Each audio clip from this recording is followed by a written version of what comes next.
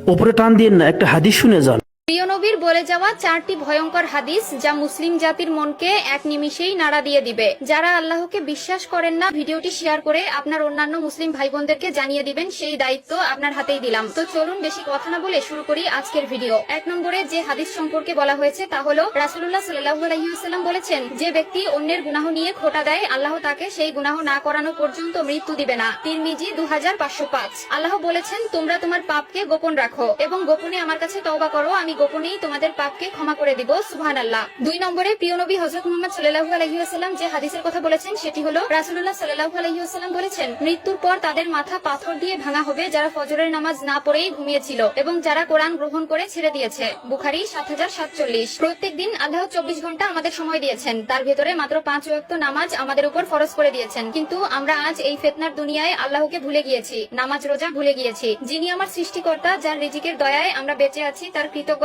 প্রকাশ করার মতো সময় আমাদের হয় না। আবার যারা কোরআন শিক্ষা করে তা বর্জন করেছে, তাদের শাস্তি আরো ভয়াবহ। 3 নম্বর যে হাদিসের কথা বলা হয়েছে তা হলো আল্লাহ তাআলা বলেন, তুমি ওই দিনকে ভয় করো যেদিন তোমার মুখে তালা লাগিয়ে দেওয়া হবে আর তোমার হাত পা তোমার কৃতকর্মের জন্য সাক্ষী দিবে। সূরা ইয়াসিন আয়াত 65। একবার চিন্তা করুন, কঠিন ওই হাসরের ময়দানে আপনি আল্লাহর সামনে দাঁড়িয়ে আছেন, আপনার কোনো জবানবন্দি নেওয়া হবে না, আপনার বিরুদ্ধে সাক্ষী দিবে আপনার হাত পা সহ প্রত্যেকটি অঙ্গ প্রত্যঙ্গ। তখন আপনি কতটা অসহায় একবার চক্ষু বন্ধ করে চিন্তা করুন। সেদিন আপনি খুব অসহায় হয়ে পড়বেন, আপনার পাশে দাঁড়ানোর মতো কোনো মানুষ থাকবে না, আপনার শরীরের প্রত্যেকটি অঙ্গ আপনার বিরুদ্ধে সাক্ষী দিবে। তখন কি হবে আপনার পরিণতি একবার উপলব্ধি করতে পারেন?